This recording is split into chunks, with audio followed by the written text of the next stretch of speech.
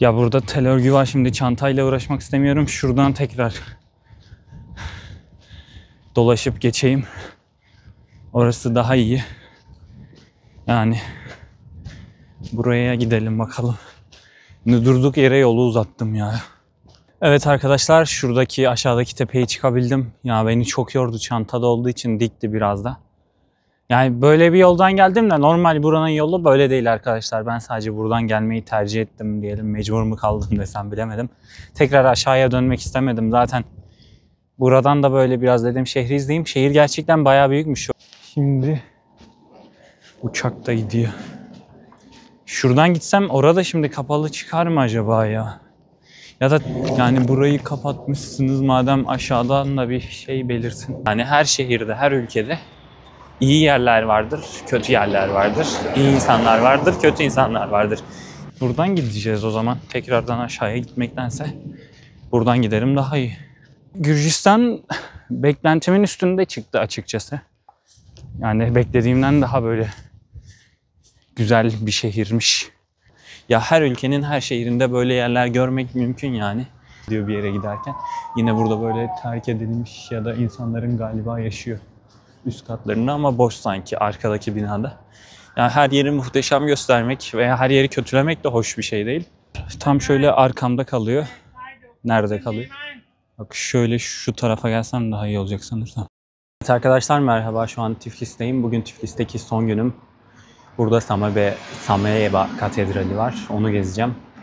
Ben niye böyle konuşurken bunları karıştırıyorum? Burayı gezdikten sonra ya Kutaisi'ye geçeceğim ya Batum'a, bunun kararını vermedim. Otobüsün saatlerine göre buna karar vereceğim. İkisi de olabilir. Şimdi buradan gitmeden önce burayı gezecektim. Bir de kronolojik anıt yeri vardı. Orayı gezip sonrasında otobüs biletine bakarım. Şimdi bu öncelikle Samebe Katedrali'ni gezelim. Buraya şimdi devam edelim. İçeri Tiflis'in kalbinde yükselen Sameba Katedrali sadece Gürcistan'ın en büyük ibadethanesi olmakla kalmaz, aynı zamanda şehrin ve ülkenin ruhunu simgeleyen muazzam bir yapıdır. İnşaatı 1995'te başlamış ve 2004 yılında tamamlanmıştır. Modern mimarinin gelenekle buluştuğu eşsiz bir eser olarak karşımıza çıkar. 105 metre yüksekliğiyle şehrin her noktasından görülebilen bu katedral, altın kubbesiyle adeta gökyüzünde parıldayan bir mücevher gibi.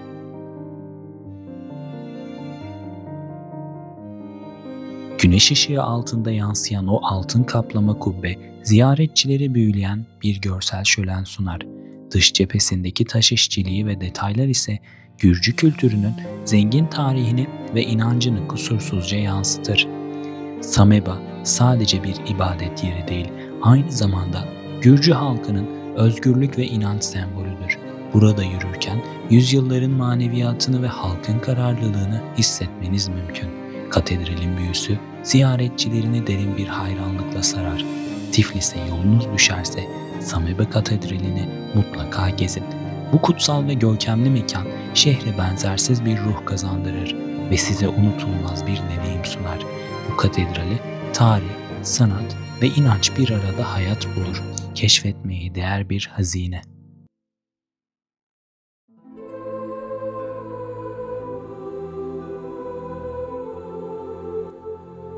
Şimdi Samebe Katedrali'nin iç kısmına adım atıyoruz. İçerideki atmosfer büyüleyici. Duvarlarda ve tavanlarda yer alan detaylı freskler Ortodoks inancının derin hikayelerini anlatıyor. Her figür binlerce yıl süren dini geleneğin izlerini taşıyor. Mekan geniş ve ferah. Büyük pencerelerden gün ışığı yumuşakça süzülüyor. Bu sayede içeride hem huzurlu hem kutsal bir hava hissediliyor. Aynı zamanda mimarisiyle sanatseverlerin ilgisini çekecek ince detaylar barındırıyor.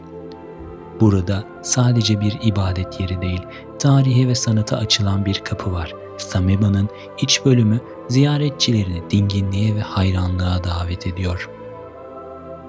Sameba Katedrali sadece bir ibadet yeri değil, aynı zamanda Gürcistan'ın modern tarihindeki önemli anlara tanıklık eden bir simge.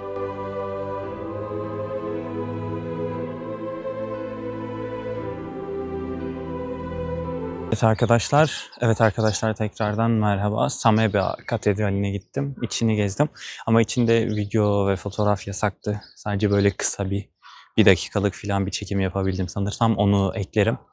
Ya burası Sameba Katedrali, Gürcistan'ın en büyük katedrallerinden bir tanesi.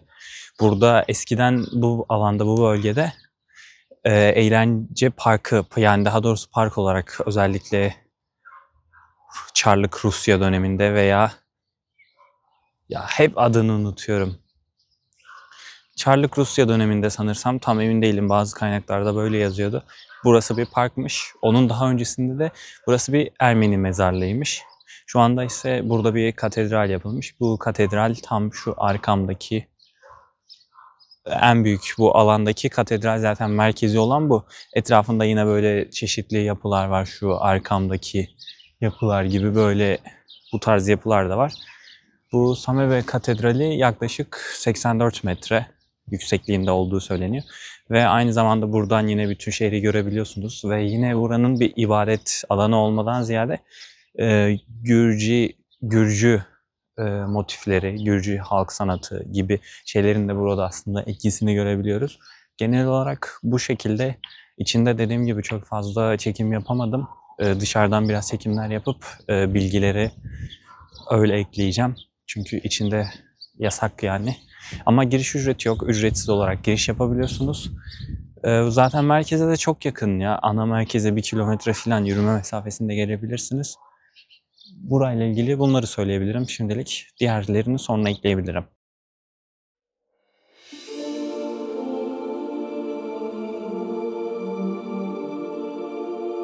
Şimdi Samebe Katedrali'nin dışındaki geniş ve huzurlu bahçedeyiz.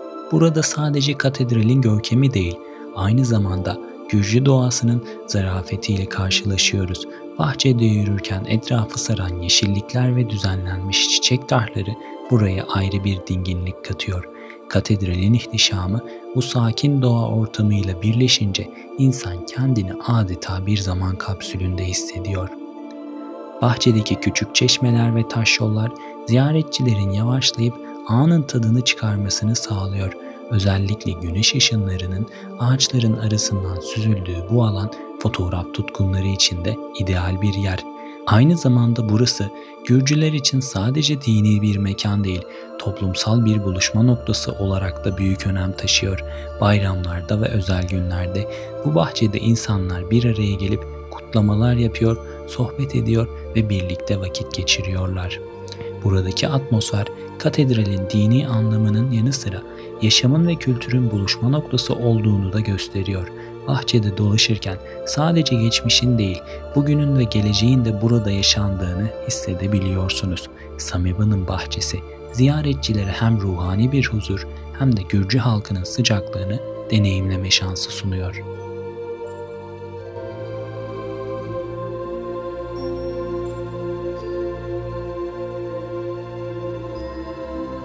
Evet arkadaşlar, burada şu an fotoğraf çekmeye çalışıyorum. Kendimi çekmeye çalışıyorum. Şöyle açı bulmaya çalışıyorum. Şu açı güzel aslında, fena değil. Böyle birkaç tane buradan çektim. Arada bunları da böyle eklerim ya da eklemem, bilmiyorum. Burayı gezdim şimdi. Yani buranın birkaç tane giriş ve çıkış noktası var. Oradan giriş ve çıkış yapabilirsiniz. Yani güzel bir yerdi. İçinde dediğim gibi fotoğraf ve video çekimi yasaktı. Sadece kısa bir çekim yaptım böyle çok göze batmadan. Sonra burası böyle bayağı büyük. Bahçesi çok aşırı büyük ve geniş. İşte bu iç kısmında fazla video çekemediğim için dışarıdan biraz video çekimi yapmaya çalıştım. Bunlarla bilgiler eklemeye çalışıyorum çeşitli. Daha sonra neler yapabilirim? Burası şöyle bahsedeyim. Bunu aslında tekrar çekeceğim. Önce çekmiştim, hangisini önceki çektiğimi de ekleyebilirim, bunu da ekleyebilirim, bilmiyorum. Ya bazı kaynaklara göre bu katedralin olduğu tüm alanda eskiden Çarlık Rusya devrinde burası bir park olarak kullanılıyormuş. Tabii bu yanlış da olabilir, tam bilmiyorum. Daha önceki dönemlerde ise buraya bir Ermeni mezarlığıymış bazı kaynaklara göre. Yani böyle bilgiler de var. Şimdi de buraya bir katedral alanı yapılmış. Bu şekilde alan çok aşırı geniş. Daha bunun arka tarafları var. Bu ana katedral, şöyle göstereyim. Bu ana katedral 84 metreymiş. Ve burada sadece buranın bir dini merkez olmasından ziyade burada yine Gürcülere ait sanat motiflerini, çeşitli motifleri, onların yaşamlarından da izler görebiliyoruz. Burası bayağı geniş, zaten 15.000 kişilik bir kapasitesi olduğu da söyleniyor. Bayağı büyük, bilmiyorum işte, belki bunu da eklerim.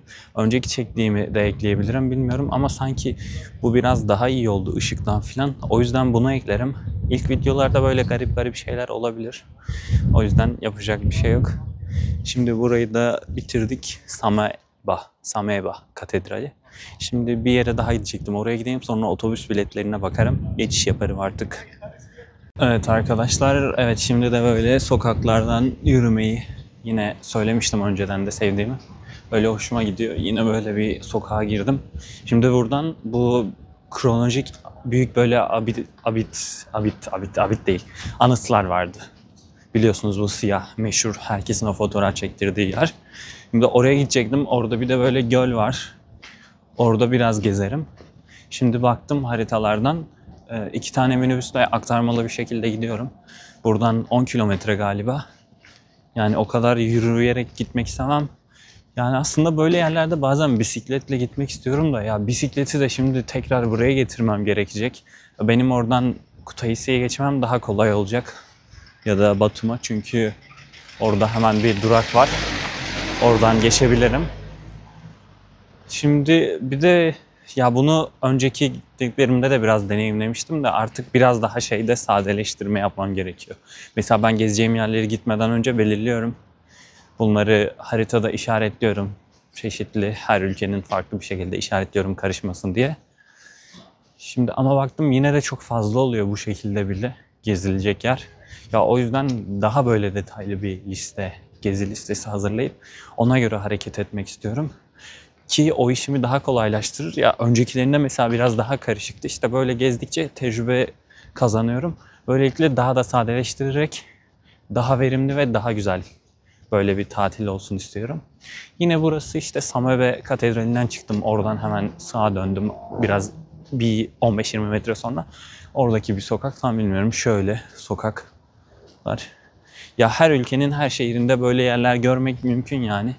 Hiç kimse sadece böyle en iyi yerlerini gösterip orayı o şekilde göstermesi hoş bir şey değil. Çünkü bu defa insanlar böyle çok büyük beklentilere gidiyor bir yere giderken. Yine burada böyle terk edilmiş ya da insanların galiba yaşıyor üst katlarında ama boş sanki arkadaki binada. Yani her yeri muhteşem göstermek veya her yeri kötülemek de hoş bir şey değil. O yüzden böyle her tarafını göstermek, her tarafını gezmek daha çok hoşuma gidiyor ve böyle sokaklarında yürüdüğüm zaman oraya hakkında aslında bana daha çok şey katıyor. Daha çok şey öğrenebiliyorum. Çünkü sadece gidip bir yerlerde fotoğraf çektirip döndüğüm zaman hani böyle pek istediğim gibi verimli bir şey olmuyor. Şimdi manzaranın da böyle arkada bir mahalle olarak şehrin merkezine yakın. Ve yine burada da kediler bayağı var. Pıs pıs pıs pıs pıs pıs. Merhaba, nasılsın? Evet. Sonra şu araba fena. Ya bu yine kafayı yedi, ters. Şimdi burada gimbal kafayı yediği için biraz garip şeyler oluyor. Bakalım buradan.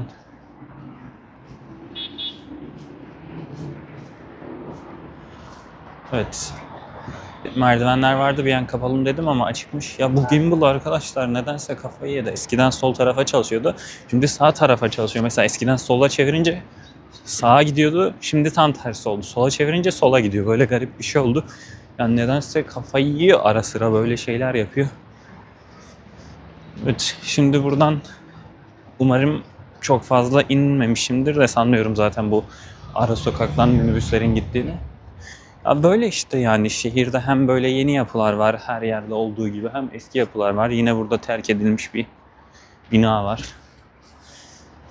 Yani burası da bir büyük ihtimalle eskiden kalmış mahalle. Çünkü şu an tam şehri geldiğimiz yer. Ya burada çok fazla bir mesafe yok. Şöyle hatta 0.6 zoom'u biraz daha geniş yapayım. Daha geniş açıdan görün. Mesela karşıdaki binalar gayet yeni. Burada işte büyük ihtimalle yenilenir. Bu şekilde. Bu şekilde böyle bir mahalle. Ara sıra bunları da eklerim. Böyle hem bir farklılık olur hem de güzel oluyor. Şehrin her tarafını görmüş oluyoruz. Çünkü genelde insanlar böyle çok bilindik noktalara daha şatafatlı oluyor tabii ki bilindik noktalar. Ve bütün şehri, bütün dünyayı öyle sanıyor insanlar. En azından gördüğüm kadarıyla genel çoğunluk böyle düşünüyor. Her yerin böyle muhteşem, süper.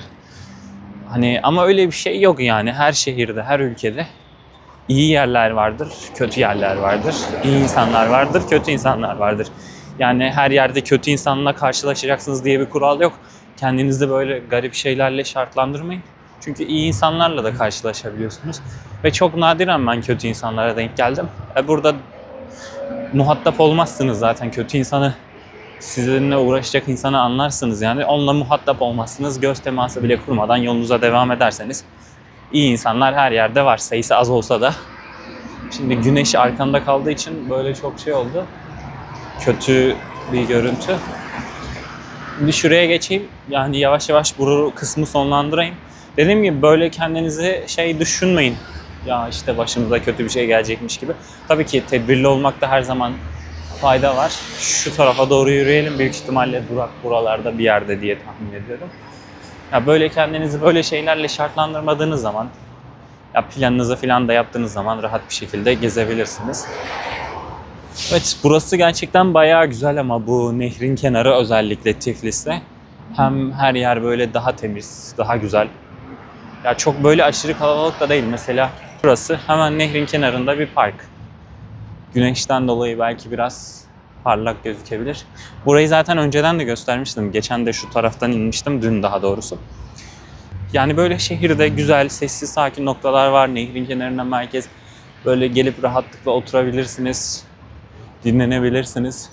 Yani gerçekten de çok güzel bu tarafları. Ama dediğim gibi her yer muhteşem olmayacak. Üst tarafları da görmüştünüz. Üst taraflarda da eski yapılar var. Yani hayatın kuralı böyle. Yine ben çok böyle aşırı saçmalamaya başlamadan burada artık videoyu sonlandırayım. Hem de hafızam çok doluyor gerçekten. Buna da bir çözüm bulmam gerekiyor. Hızlı bir şekilde çare bulmam lazım. Sonlandırıyorum artık.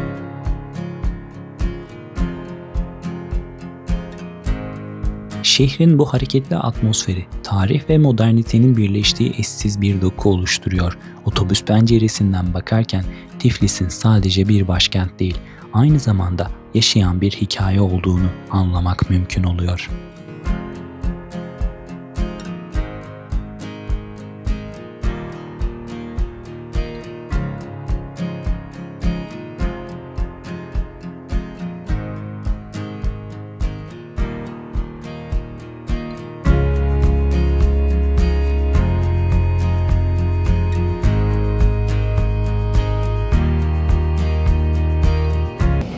Evet arkadaşlar, şimdi otobüsten indim.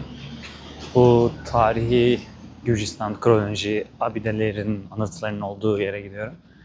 395 numaralı otobüs, zaten haritalardan ya da Yandex.Go'dan bakabilirsiniz. Yine aynı zamanda buraya taksiyle gelebilirsiniz. Takside uygulama kullanmanızı tavsiye ederim. Bolt'u kullanabilirsiniz ya da Yandex.Go'yu. Hatta Yandex.Go sanırsam daha uygun, biraz baktım. Fiyatlar genel olarak daha uygun. Yandex.Go'dan taksi çağırarak da gelebilirsiniz. Ben kredi kartı bastığım için ne kadar aldı bilmiyorum da otobüs. Yani en fazla bir gel filan almıştır. Çok fazla bir şey aldığını düşünmüyorum. Şimdi şuradan yol var mıdır? Burası da böyle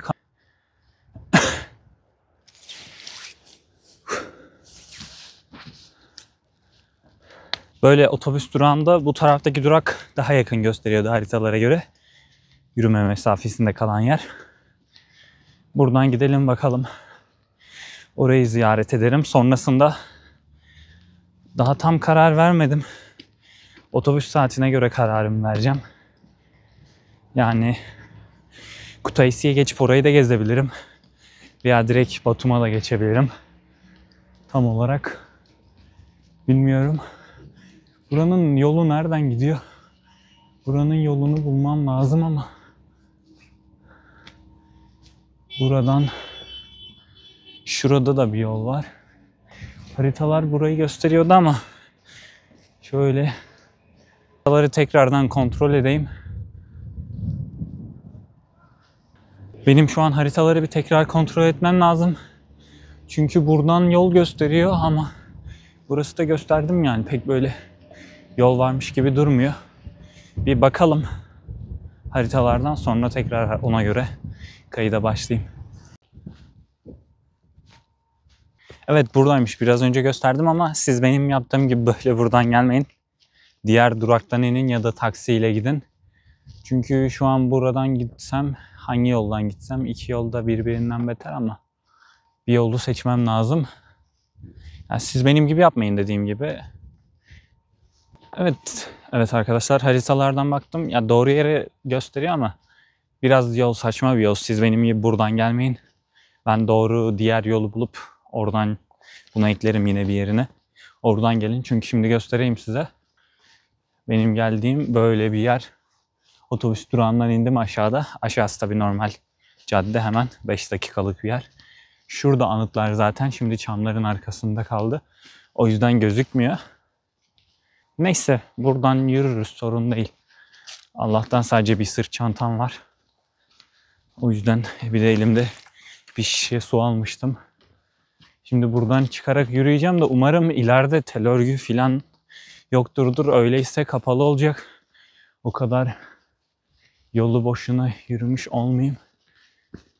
Buradan gideceğim artık.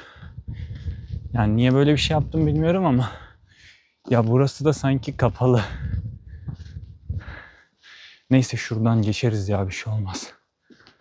Yan tarafı açıkmış. Şöyle buradan da çıkılacak yer yok ya. Ne saçma bir yerden geldim ben ya. Burası kapalıymış.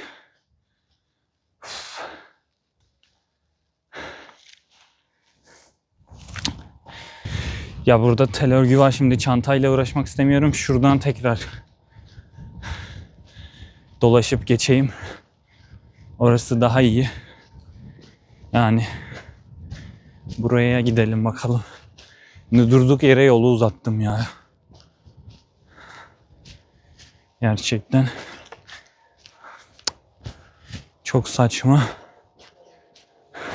Ya ben aslında normalde otobüsle ilerideki duraktan inecektim.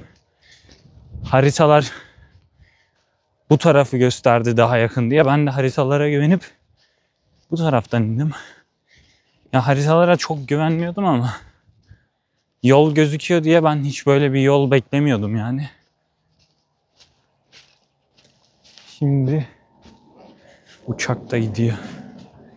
Şuradan gitsem orada şimdi kapalı çıkar mı acaba ya?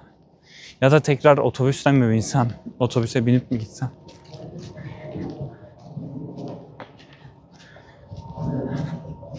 Yani burayı kapatmışsınız, madem aşağıdan da bir şey belirsin. Çünkü haritalara göre şurada yol var ve bu yoldan gidilebiliyor ama buradan gideceğiz o zaman. Tekrardan aşağıya gitmektense buradan giderim daha iyi. Evet.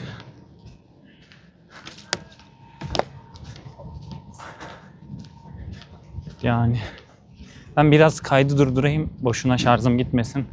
Biraz yukarıya doğru çıkınca tekrar açarım.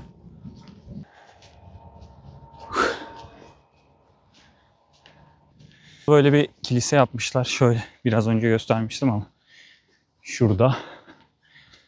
Ya şehir hemen şurada. Tiflis'in bu tepeden tüm görkemiyle yayılması adeta bir şiirin dizeleri gibi kalplere dokunur. Şehir kimi zaman eski çağlardan kalan hikayelerle dolu bir masal, kimi zaman ise modern hayatın canlı ritmini taşıyan bir melodi gibi yükselir. İlginçtir ki Gürcü şiirinde Tiflis kelimesi bazen kayıp güzellik anlamında kullanılır. Çünkü şehir tarih boyunca birçok zorlukla karşılaşmış ama asla büyüsünü yitirmemiştir.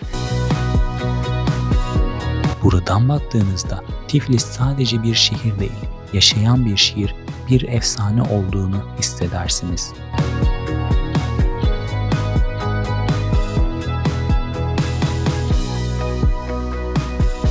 Evet arkadaşlar, şuradaki aşağıdaki tepeye çıkabildim. Ya beni çok yordu, çantada olduğu için dikti biraz da.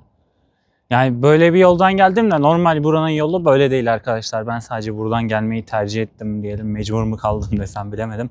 Tekrar aşağıya dönmek istemedim. Zaten buradan da böyle biraz dedim şehri izleyeyim. Şehir gerçekten bayağı büyükmüş. Şöyle göster. Yani bu kadar haritalardan baktığımda ya da şehrin merkezindeyken böyle sanki küçükmüş hissiyatı veriyor. Ama mesela daha şu görünmeyen tarafta da, şu tarafta, orada da daha şehir var. Aynı zamanda burada da şehir var. Ve yine şu ağaçların arkasında görünmeyen yerler de var daha. Orada da şehir var. Şuraya da yine bir kilise yapmışlar. Şimdi geldim. Şimdi bu arkamdaki caddede, bu taraftan aslında doğru geliş yanı bu taraf. Ben alt taraftan geldim. Şöyle. Şu alt taraftan geldim ben. Ama şimdi dediğim gibi bir şey olmadı. Sadece biraz yorulmuş oldum o kadar. Burada da biraz rüzgar var. Şimdi bu tarafa doğru yürüyeyim. Bu anıtların olduğu yere doğru gidelim. Yani aslında böyle şeyleri, böyle yürüyüş yapmayı falan seviyorum da çantayla yapmak istemiyorum bunu. Çünkü çanta gerçekten çok yoruyor. Güneş de tam arkadan vuruyor. O yüzden video iyi çıkmayacak ama yapacak bir şey yok. Burada böyle ormanlık bir alan. Şu an tabii Ocak, Şubat ayındayız daha doğrusu. O yüzden her taraf kuru sarı ot var sadece. Şimdi anıtlar şurada. Buradan gidersek anıtlara gelmiş oluruz. Ve yine burada da insanlar var. O ses böyle insanlardan çıkıyor bazen. Bilginiz olsun. Korkmaya gerek yok o yüzden. Şimdi sol tarafta kalıyor. Anıtları birazdan göstereceğim şu anda. Açısı çok düşük çünkü. Şöyle şimdi gösterebilirim. Böyle burada. Hani burası da uzak ama yine burası biraz daha iyi gözüküyor. Şimdi birazdan oraya gitmem bir 10 dakika falan sürür tahminen. Biraz bazen kamerada böyle uzak gösterebiliyor. Şimdi ön kameraya tekrar. Yani buradan gelmem sadece dediğim gibi yorulmuş oldum. Bir şey olmadı aslında. Buradan gidelim artık. Bu anıtlara ya da şuradan mı gitsem? Şimdi hangi taraf açıktır bilmiyorum ki. Ya büyük ihtimalle o taraf cadde. Buradan gidebilirim, bir şey olmaz. Ya şansa da güneş tam arkada kalıyor. Bilmiyorum şu an. Nasıl kamera nasıl gözüküyor hiçbir fikrim yok. Umarım çok kötü gözükmüyordur. Şimdi belki biraz daha böyle güneş şu tarafa aldık. Böyle daha iyi olmuştur. Yani Gürcistan beklentimin üstünde çıktı açıkçası. Yani beklediğimden daha böyle güzel bir şehirmiş. Daha doğrusu Gürcistan dedim, yanlış söyledim. Tiflis. Tiflis daha beklediğimden böyle güzel bir şehirmiş ve büyükmüş de. Şimdi buradan iyi şu tellerin arasından geçebiliriz. Ya beklediğimden gerçekten daha iyi çıktı. Beklentimin üstünde çıktı. Ya şu an zaten bu gezilerimi aslında böyle alışmak amacıyla yapıyorum. Hem bu kameraya hem de bu gezme temposuna kendimi açıkçası alıştırmaya çalışıyorum. Buraları çünkü tekrardan gelip gezebilirim. Çünkü şu an sadece küçük aslında şehir turları yapıyorum. Minik turlar da diyebiliriz bunlara.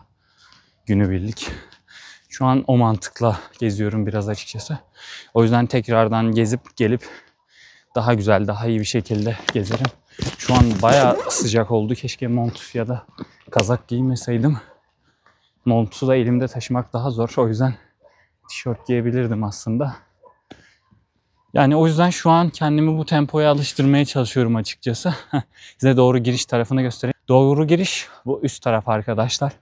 Burası anıta daha yakın. Hem araçla gelmek isteyenler aracını burada bırakabilir. Ya da şuraya galiba araçlar giriş yapabiliyor yine. Oraya kadar giriş yapabilirsiniz. Yine taksiyle de gelirseniz zaten o size doğru yeri gösterir. Dediğim gibi o yüzden ben buraları büyük ihtimalle tekrar gezerim, Tiflis şehrini. Çünkü şu an sadece küçük şeyler yapıyorum. Hem böyle içerikleri de daha güzel yapmış olurum. Şu an ben artık yavaş yavaş şuradan çekimlere böyle başlayayım. Göstereyim mesela şuradan. Bayağı anıtlar, yanlış hatırlamıyorsam tarihleri karıştırabilirim. 2003 yılında galiba yapımı tamamlanıyordu buranın. Tarihinden tam emin değilim.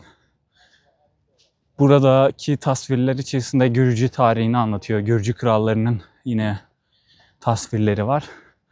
Bayağı büyükler. Daha da yaklaştıkça büyük ihtimalle orada daha belirgin olacak büyüklükleri. Şimdi burada çok fazla büyük durmuyorlar ama yine de büyükler. Daha oraya yaklaşınca daha büyük oldular. Konuşmayı unuttum yorulduğum için. Şimdi bu şekilde.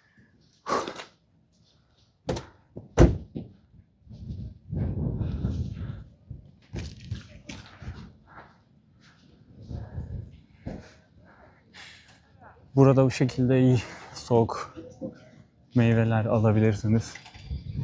Kahve veya soğuk içecekler yine buradan alabilirsiniz. Böyle hediyelik eşyalar da satılıyor. Burada yine böyle taksiler bekliyor. Otobüsler var. Aynı zamanda burada bir polis ofisi de var. Böyle küçük. Güvenlik amaçlı iyi bir şey olmuş. Şimdi buraya geldik artık. Şimdi şöyle şu tarafa geçeyim. Evet, tam şöyle arkamda kalıyor. Nerede kalıyor? Bak şöyle şu tarafa gelsem daha iyi olacak sanırsam. Şurada kalıyor. Daha onun arkasında da anıtlar devam ediyor. Gösteremiyorum. Şöyle şuraya geçsem daha iyi gözükecek. Şimdi zaten çekim yapacağım da. Şimdi böyle kısaca işte bahsettim öyle. Ne zaman yapıldığından çok kısa bir şeydi zaten. 10 saniye falan, çok uzun değildi. Biraz çekim yaparım. Yine bunun da bilgilerini arkaya eklerim. Ya şu an dediğim gibi bunu yapmamın sebebi hem bunu yeni yapıyorum hem burası hakkında öyle bir bilgim yoktur. O yüzden çekimleri yapıp çekimlerin arkasına eklemeler yaparım, bilgileri. Hem biraz da çünkü sürekli kamerada böyle şey yapamadığım için o açıdan da benim için daha iyi olabilir.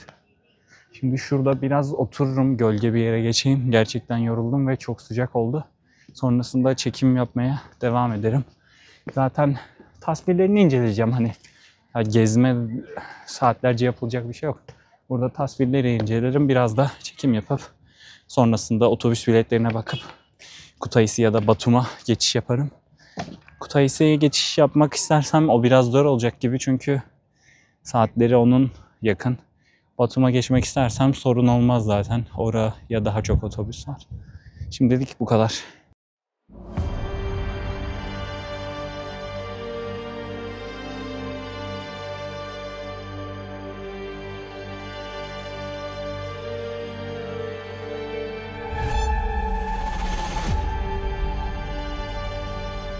Gürcistan Tarihi Kronoloji Abidesi, ülkenin zengin geçmişini zamana yayılan bir hikaye olarak gözler önüne seriyor. Anıtta farklı dönemlere ait olaylar ve figürler özenle işlenmiş. Her bir levha Gürcistan'ın kültürel ve siyasi evrimini simgeliyor. Etrafındaki doğal peyzaj ise bu tarihi anlatıya mistik ve huzurlu bir atmosfer katıyor. Anıt ziyaretçilerine sadece tarihsel bilgi vermekle kalmayıp aynı zamanda Gürcistan'ın kimliğine ve dayanıklılığına dair derin bir saygı uyandırıyor. Burada tarih sadece geçmişten bir kayıt değil, yaşayan, nefes alan ve geleceği köprü kuran bir miras olarak karşımıza çıkıyor. Bu anıtlar Gürcistan tarihini detaylarıyla gözler önüne seriyor. Her bir levha ve kabartma farklı bir dönemi ve önemli kişileri simgeliyor. Yakından baktığınızda sadece yüzeydeki taş işçiliği değil, aynı zamanda Gürcü sanatının zarafeti ve özgünlüğü de kendini gösteriyor. Anıtlardaki figürlerin duruşları, yüz ifadeleri ve kullanılan semboller dönemin inançlarını, mücadelelerini ve zaferlerini anlatıyor.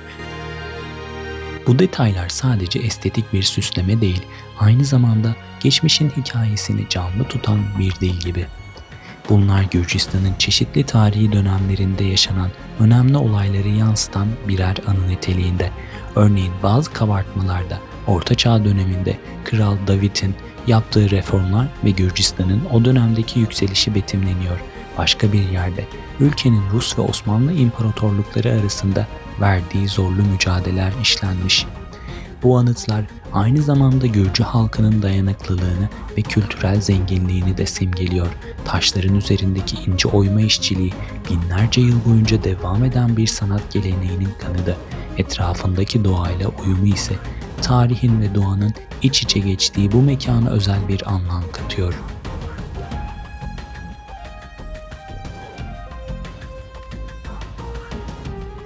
Anıtları yakından izlemek bize sadece tarihsel bilgi vermekle kalmıyor.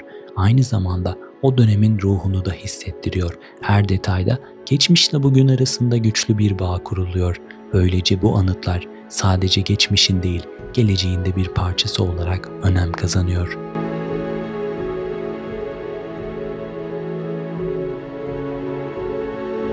Anıtın etrafındaki bu geniş alan doğal güzelliği ve tarihi atmosferiyle ziyaretçileri büyülüyor. Burada yer alan göl sadece manzara açısından değil, aynı zamanda bölgenin ekosistemi için de büyük önem taşıyor.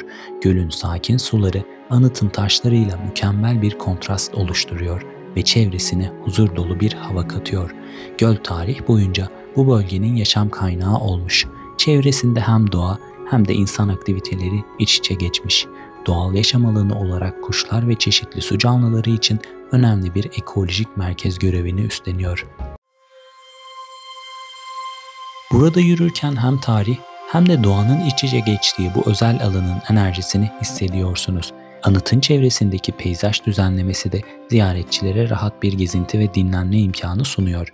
Bu göl ve çevresi sadece görsel bir zenginlik sunmakla kalmıyor, aynı zamanda bölgenin kültürel ve doğal mirasının korunmasında da önemli bir rol oynuyor. Tarihin sessiz tanığı olarak burası huzur arayanlar için mükemmel bir durak.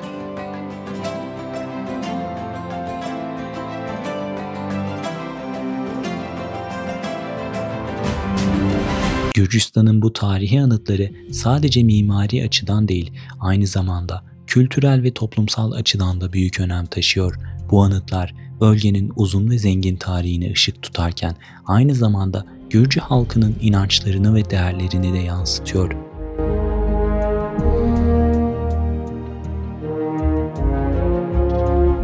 Burada kullanılan taş işçiliği ve detaylı süslemeler dönemin ustalarının ne kadar yetenekli olduğunu gösteriyor.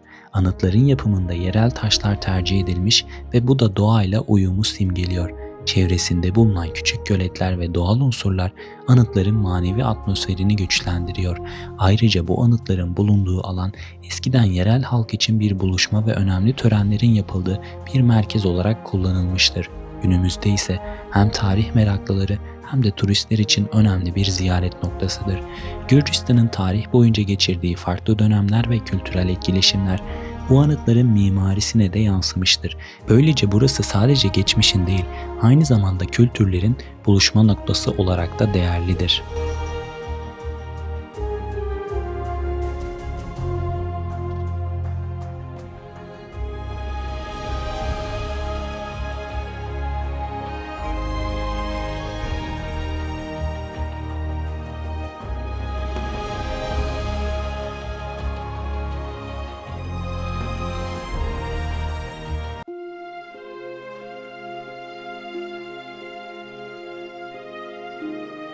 Hayat bir yolculuk ve bu dünyayı keşfetmek için adım atmak lazım. Her yeni sokak, her farklı insan yeni bir hikaye anlatır bize. Gezmek sadece yer değiştirmek değil, ruhumuzu besleyen, ufkumuzu genişleten bir deneyimdir. Belki bir sonraki adımda karşına hiç beklemediğin güzellikler çıkar. Belki de sadece anı biriktirirsin. Önemli olan yola devam etmek, yeni yerler görmek ve dünyayı kendi gözlerinle keşfetmektir. Çünkü gerçek keşif dışarıda değil, içimizde başlar.